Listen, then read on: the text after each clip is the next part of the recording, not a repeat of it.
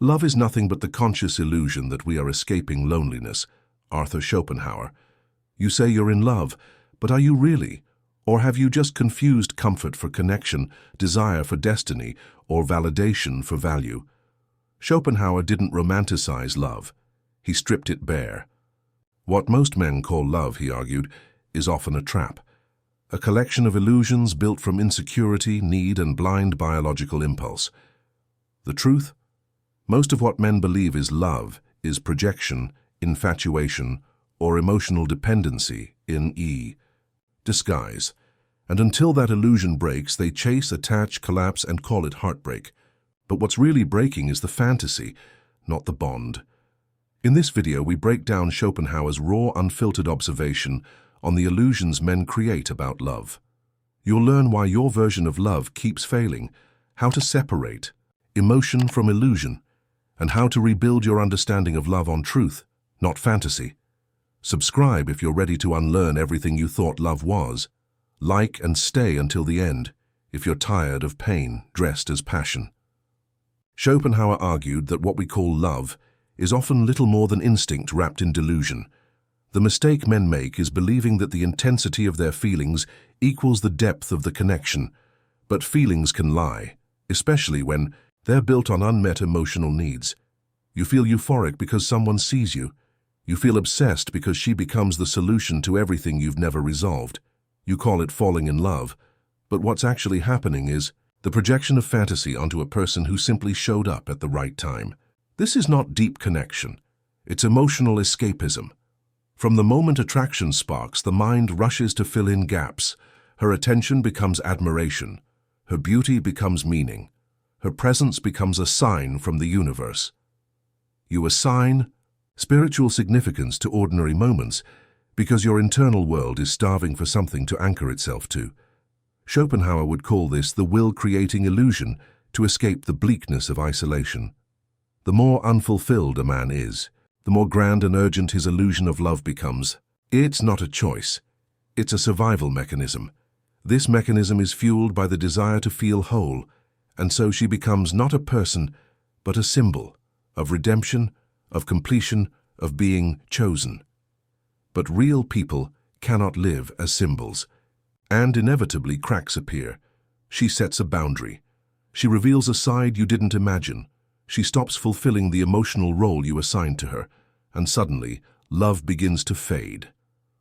Not because the bond was real and died, but because the illusion began to dissolve.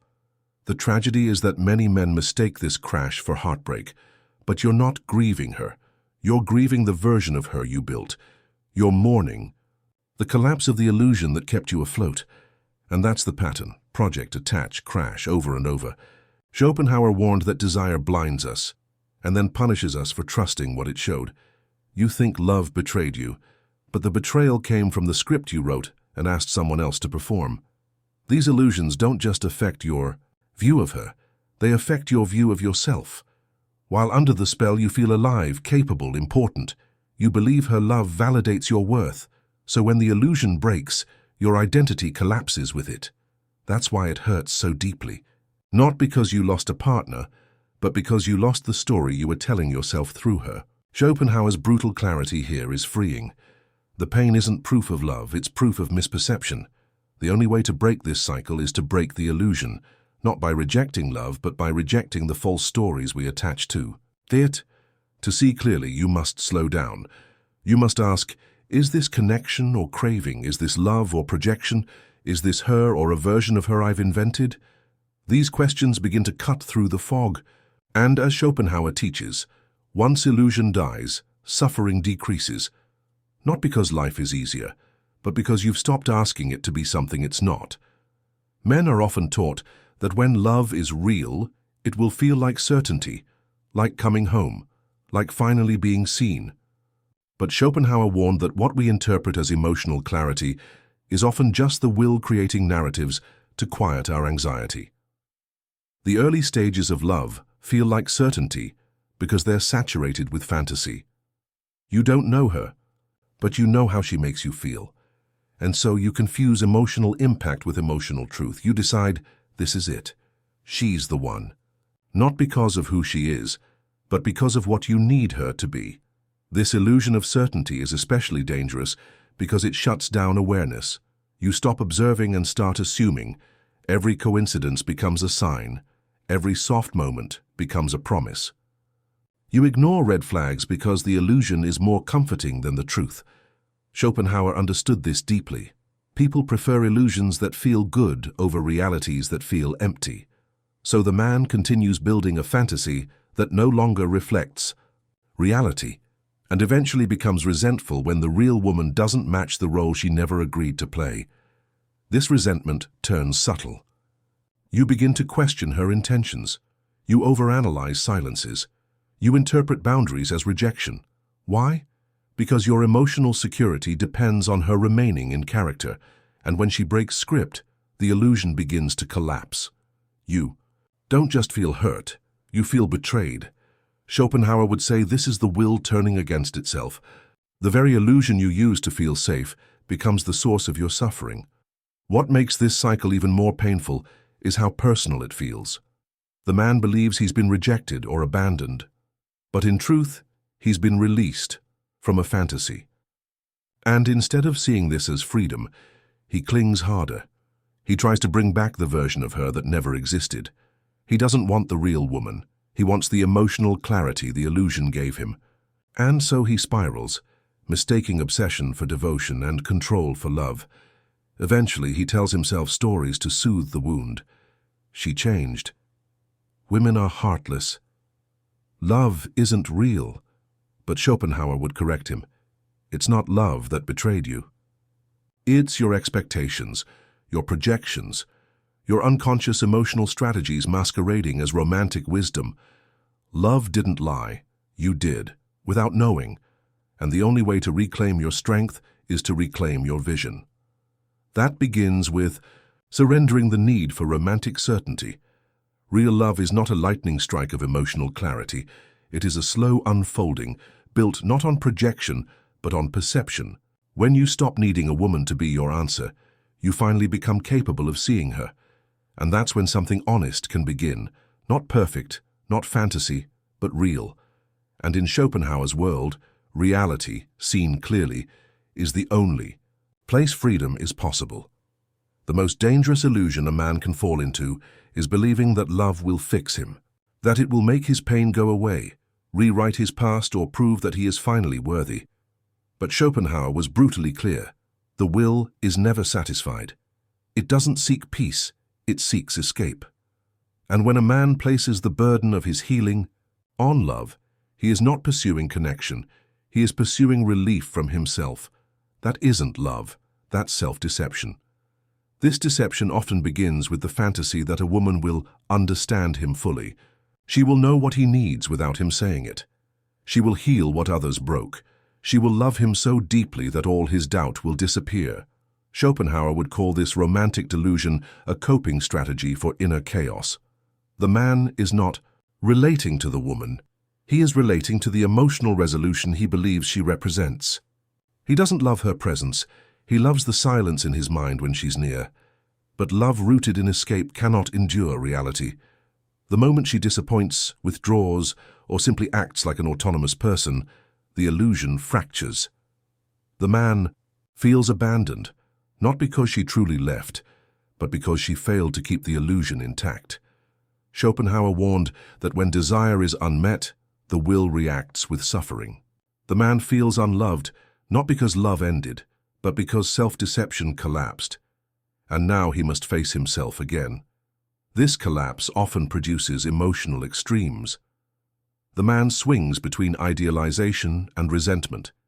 He declares her an angel, then a villain. He calls the connection sacred, then toxic. But the real conflict is internal. He's at war with the gap between his fantasy and her humanity. Schopenhauer's insight here is piercing. What you blame others for is often what your illusions demanded of them unfairly. You never gave her room to be real, so she never had a chance to love you honestly. What complicates this further is the man's ego. He struggles to admit that the story was false, that the relationship was more illusion than truth, so he rewrites the narrative. She changed. She lied. She betrayed. But the betrayal was never external. It was the internal lie that something outside himself could resolve his inner wounds. Schopenhauer's cure is not bitterness, but clarity. Suffering is not always an attack, it's often a mirror.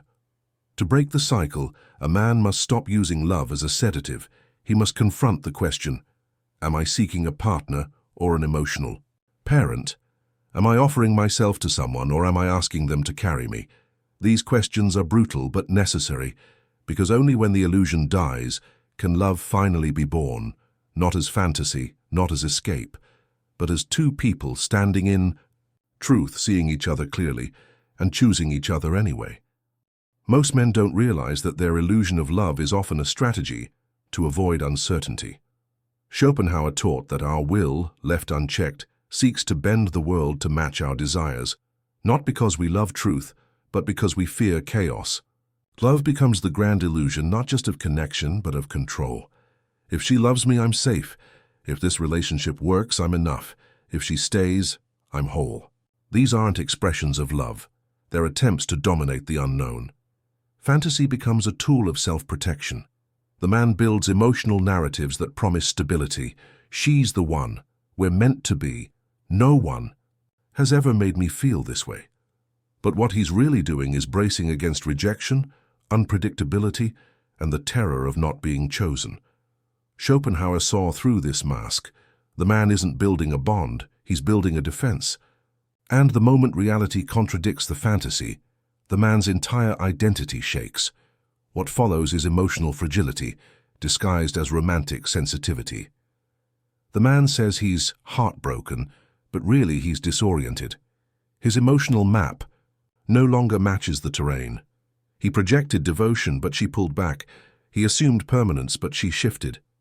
The illusion collapses and exposes what Schopenhauer described as the unbearable volatility of unmet desire. Not just suffering, but confusion. Who is she really? And worse, who am I now? This confusion often leads to obsession. The man replays conversations, overanalyzes messages and romanticizes the past. But he's not trying to reconnect with her. He's trying to rebuild the fantasy. He doesn't miss the real woman. He misses the structure he created around her. Schopenhauer warned that the will does not seek peace. It seeks repetition of what once soothed it. That's why even toxic relationships feel addictive. The fantasy created emotional relief, and the loss of that illusion reactivates the pain it was built to silence. To escape this cycle, a man must dismantle the fantasy layer by layer. This isn't about becoming cynical. It's about becoming exact. He must separate what she actually did from what he imagined it meant. He must confront where his emotional certainty came from and whether it was earned or simply projected.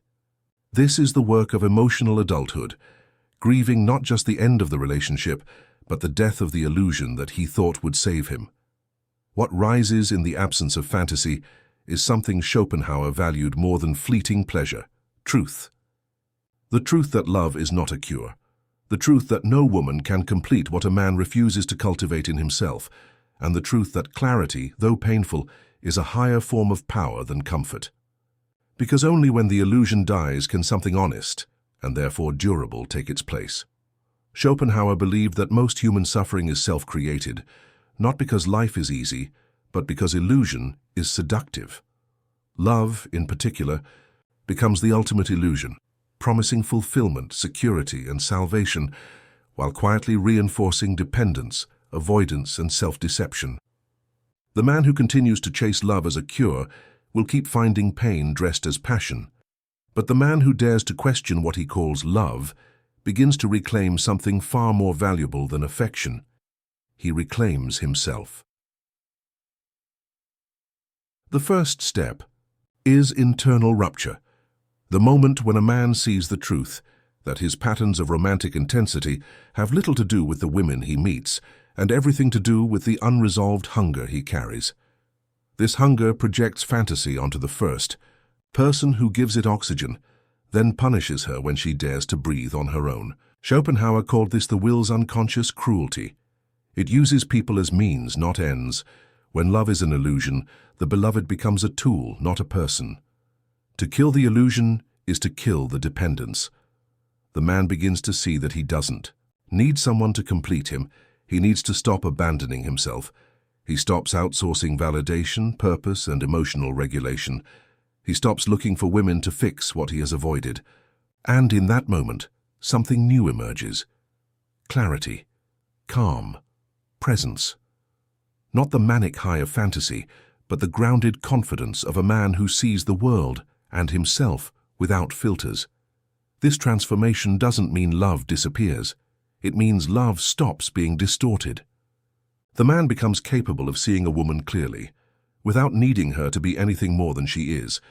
He no longer measures love by intensity, drama, or the collapse of identity. He measures it by depth, mutual awareness, and the shared decision to be real. This is love after illusion, not perfect, not poetic, but sustainable, and Schopenhauer would argue, sustainable truth is more meaningful than spectacular fantasy. The man who arrives here also discovers a new form of masculinity, one not defined by conquest or romantic rescue, but by inner sovereignty. He can walk away from unhealthy dynamics not because he's cold, but because he's clear. He can love deeply without losing himself. He can stay when it's real and leave when it's not. And this clarity becomes his power. No longer does he live under the tyranny of unmet longing disguised as romantic destiny. He lives aligned with truth, with himself, with reality, and perhaps most importantly, he no longer fears love, because he no longer fears the truth. Illusion made love fragile. Truth makes it strong. Illusion made love addictive. Truth makes it conscious. And when a man chooses truth over illusion, he doesn't just become harder to deceive, he becomes harder to lose, because he's no longer there to be saved. He's there to connect, to build, to share, without fantasy and without fear. You never loved her. You loved the illusion you built around her, and that's not an insult, it's a revelation, one that Schopenhauer saw long before most men ever questioned their feelings. What you called love was often fear wearing perfume. It was the hope that she would heal the pain you've never confronted, fulfill the story you've always told yourself, and finally make you feel like enough. But here's the brutal truth. No woman can save a man from the parts of himself he refuses to face.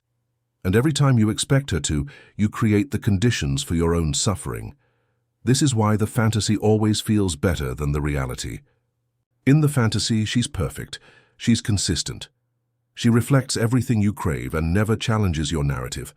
But real women are human. They come with moods, doubts, autonomy, and flaws.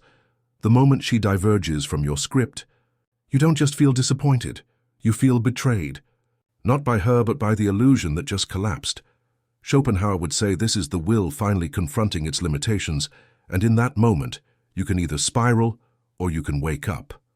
Waking up means recognizing that your suffering wasn't about losing love.